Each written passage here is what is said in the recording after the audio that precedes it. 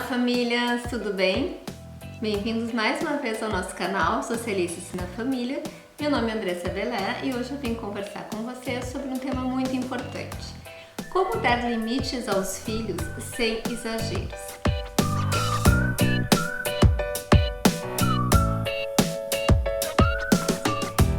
Principalmente em como dar, em como estabelecer limites claros para os nossos filhos.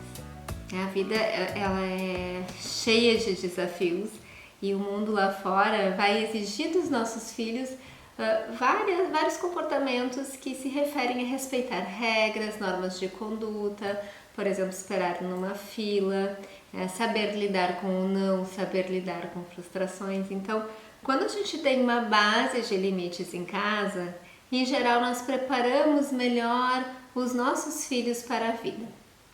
E isso é muito interessante, né? No momento em que as crianças elas recebem um limite, elas se sentem mais seguras e mais confortáveis. Mas como fazer isso sem exageros?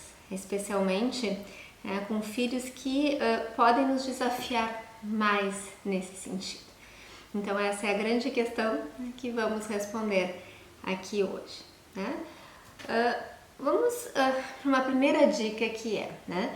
Evite modular a voz gritando frequentemente ou quase sempre.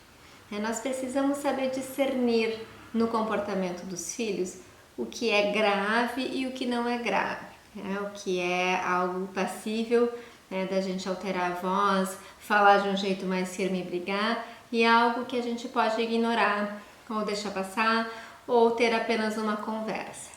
Quando o ambiente ele produz muita punição, e seja gritos, tapas, castigos, quando isso é muito frequente dentro da família, nada mais disso funciona como efeito de punição.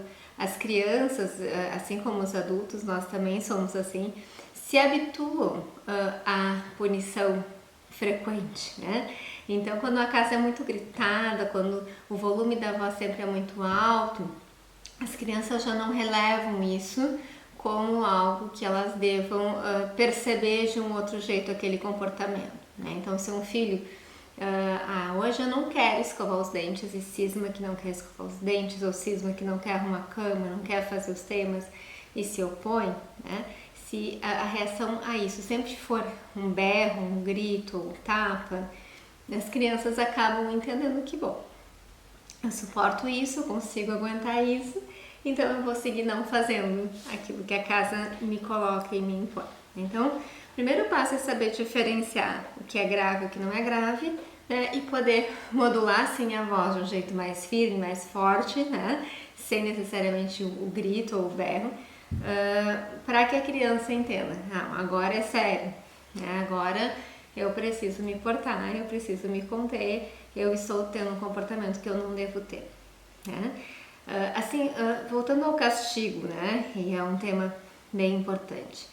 Devo castigar meus filhos para dar limites?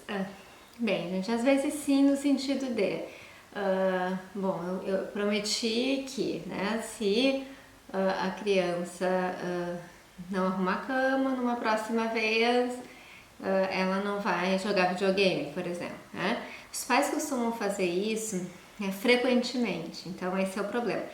Não pode ser com frequência que um castigo acontece e tem que haver um cuidado muito grande em poder cumprir aquilo que promete, né? Para que aquele consequente de fato aconteça. Então, evitar, gente, ao punir os filhos, né? Porque falamos dos exageros lá no início, né? Dizer, você vai ficar 5 semanas sem jogar videogame, porque a gente sabe que isso pode não acontecer, né? Que é muito difícil que os pais consigam cumprir essas 5 semanas privando o filho do videogame.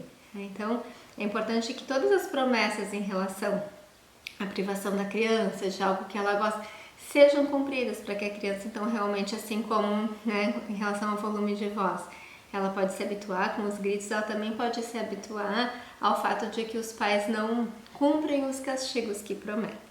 né? E sempre que a gente for escolher um consequente, né? Eu não gosto de chamar de castigo e sim da consequência daquele comportamento, que seja relacionado, que seja articulado com algo que a criança tenha feito, né? Com a temática relacionada. Então, se ela daqui a pouco pegou sem pedir o brinquedo de um amigo, ela tem que ir lá devolver esse brinquedo. Só o ato de devolver, de alguma forma, já funciona como punição, mas uma punição relacionada ao que foi feito. Então, a criança vai tender a reter, né, melhor aquela informação, né, para uma aprendizagem futura. Gente, para além disso, acho que é muito importante a gente entender os filhos, ter empatia pelos filhos e um discurso com eles que não seja agressivo, né? Que seja geralmente ou na maioria das vezes assertivo, né? Então, a boa e velha conversa, né, pode funcionar. Claro que se uma criança for muito pequena, geralmente não funciona tanto, né?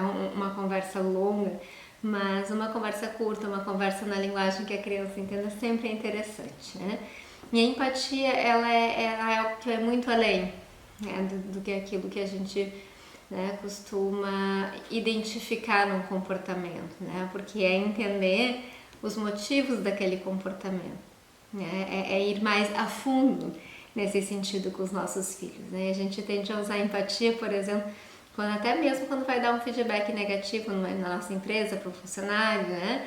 De que sim, eu te entendo, eu entendo o teu lado, eu entendo que tu pega um ônibus para chegar aqui, que tu tá cansado, né? E daqui a pouco a gente não faz o mesmo com os filhos, né? Por exemplo, daqui a pouco são quase 11 horas da noite, essa criança ainda não dormiu, e é ali que ela vai ter o rompante, ela tá cansada, né? Então poder diferenciar também que alguns comportamentos eles sofrem um efeito de um processo que a gente chama de desregulação, assim, do estado emocional, né, da criança, que a gente vai precisar acompanhar isso, né, para poder entender que talvez não seja o momento de punir a hora em que a criança está com extremo sono, extremo cansaço, e sim de daqui a pouco dormir, regular as emoções e de repente no outro dia ter uma conversa. Então, né, para fechar o vídeo, eu diria que não tem uma fórmula a respeito do como fazer isso, né, como dar limites aos filhos.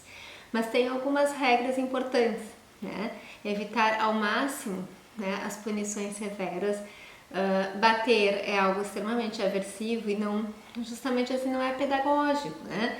A gente sabe que muitos pais falam, mas é um tapinha foi necessário, mas que o efeito desse tapa geralmente é um pouquinho mais complicado, porque, bom, se algo mais grave é feito e se eu uso o tapa sempre como uma forma, né, de regular o comportamento dos filhos, o que eu faço depois, né? O que eu faço quando a falta, né, quando o comportamento for mais grave?